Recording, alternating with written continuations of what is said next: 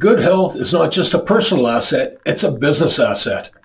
As entrepreneurs, our physical and mental well-being directly impacts our ability to lead, innovate, and persevere.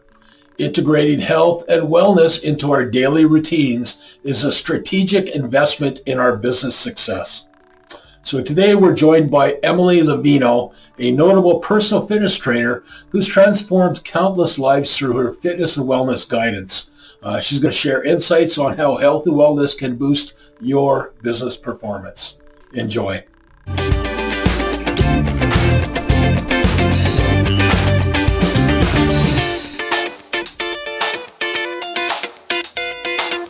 Hey, Emmaly, welcome to the show.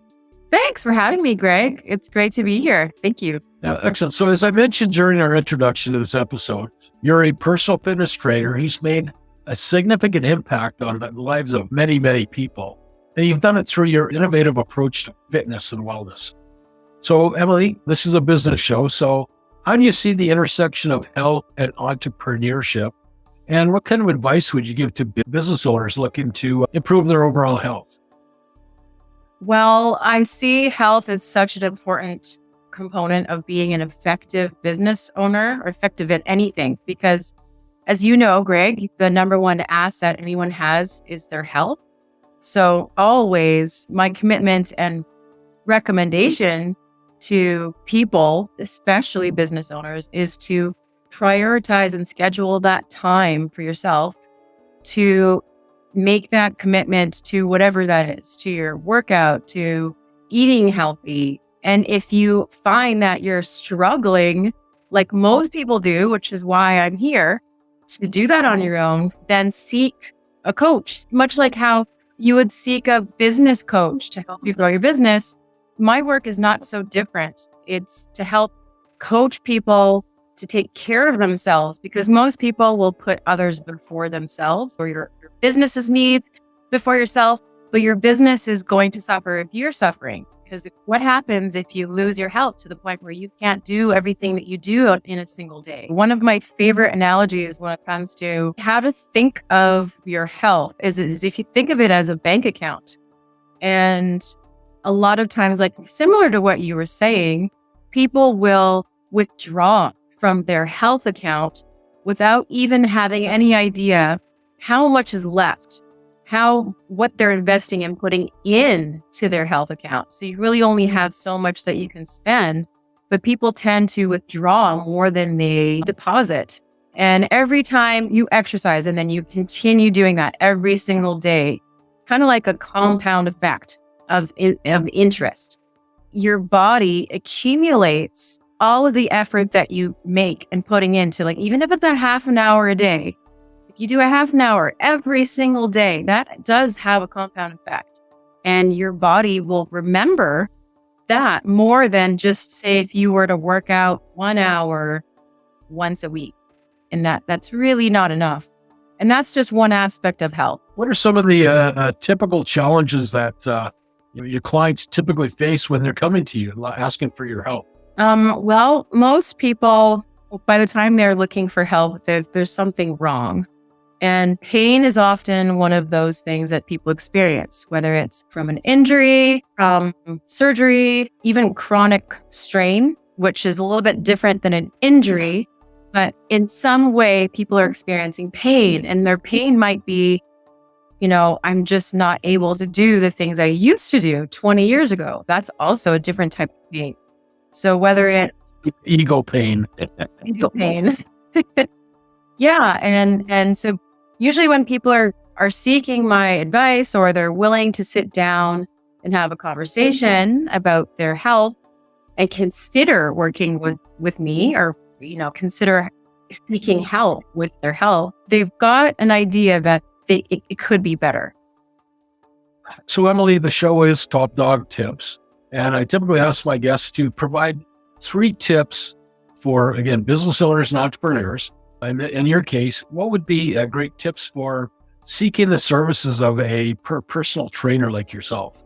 Number 1 is do your research, do your due diligence in looking for who it is you would like to work with and understanding what style works for you.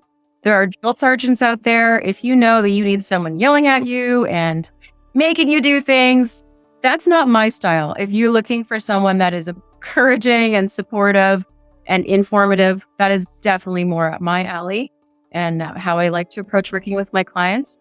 Number 2, book a consultation. It doesn't cost you anything. Worst thing you have to lose is time, but usually during that meeting, you'll walk away with some new strategy or even some inspiration that can potentially better your life, whether you choose to work, with me or whoever that person is or not, or you find someone else. But booking the consultation is the beginning of this first step to then tip number 3, which is make a commitment.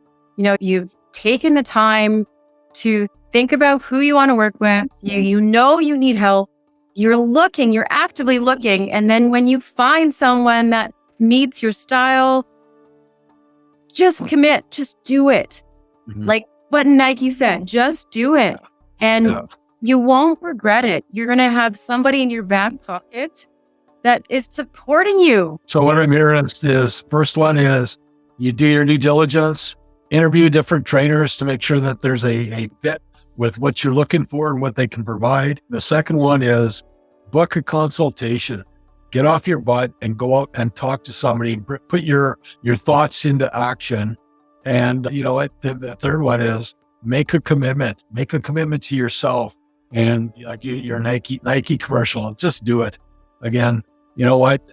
Why wouldn't you? So the follow-up question on that, Emmaly, is what are some of the gotchas?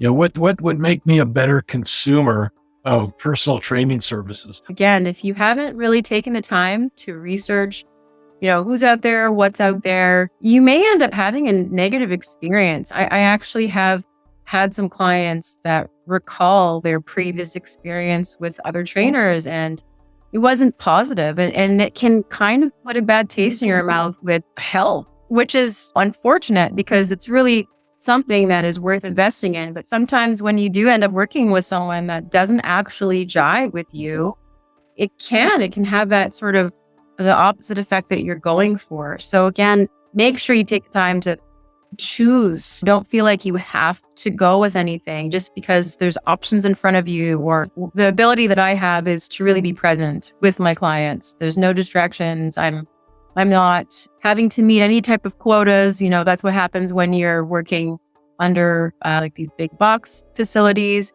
It doesn't mean you're not going to find a gem of a trainer. I believe, a lot of trainers start out in that environment. Yep. And it really comes down to that personal connection, which is what personal training is. It should be a personal experience, not a cookie cutter experience. So Emmaly, as a personal trainer, you're also a business owner. I mean, you've taken your passion and turned it into a business. So what is your unique approach to business in the health and wellness industry? I've been very fortunate to work with great clients, and I've found a natural way of building relationships and referrals within the network of people that I have met throughout my career. And that is the thing that I value the most, is in really maintaining those relationships. And it's often led me to grow my business in ways that I hadn't expected. So I find that just by offering that high value service, taking care of the people that I have, the clients that I have, it has given back to me because they've valued what I do with them enough to want other people that they care about to also receive the same value. And so that's what I've learned as a business owner, is my nature is to nurture. And by utilizing that as my strength, it has served me very well. That leads into the question, how did you get started in the business, and what inspired you to become a personal trainer? Well, my dad was significantly older than my mother, and I was also a very observant child. I had this tendency to think about, well, what's going to happen in the future, with my dad being so much older. I mean, likely he's not going to be around when I'm pretty young. And it got me thinking along the lines of, well, what is it that I would need to do to extend my lifespan, to live the longest, healthiest life possible?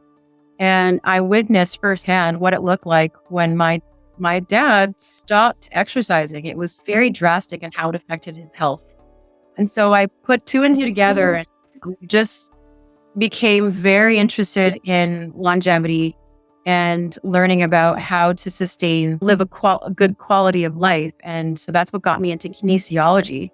And I've gained many different experiences in the field of kinesiology, and then just started learning more about other areas within health and wellness, like nutrition, alignment, posture, myofascial tissue, a lot of things that people are like, those are jargony words. But because I've learned a lot of those things because I wanted to experience and overcome my own limitations, injuries and, what have you, I then teach from that place of having experienced it myself and remembering my original inspiration. My other inspiration, I have to share this, was Popeye. He would literally save the day every time, but just by eating a can of spinach. So it got me eating that. Now I'd like to give you the opportunity to tell our audience more about your business or any special offers or services you'd like to highlight. Yes. Well, my primary services are personal training, both individual and small group.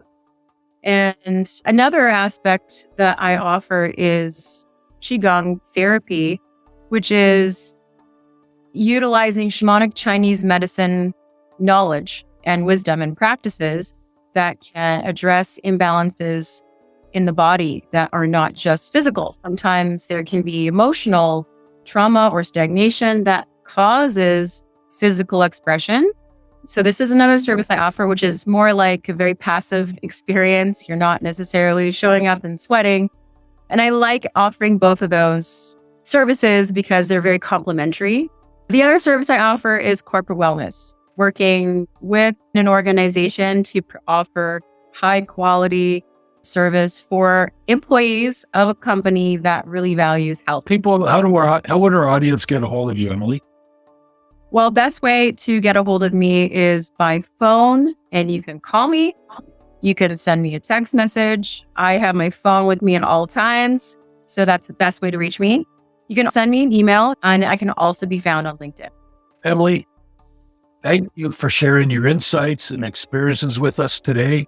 And to our audience, remember that investing in your health is investing in your success. So stay healthy, stay successful. That's all the time we have for today's episode of Top Dog Tips, No BS Business Advice. Please like, comment, and share. Tell your friends. Take care.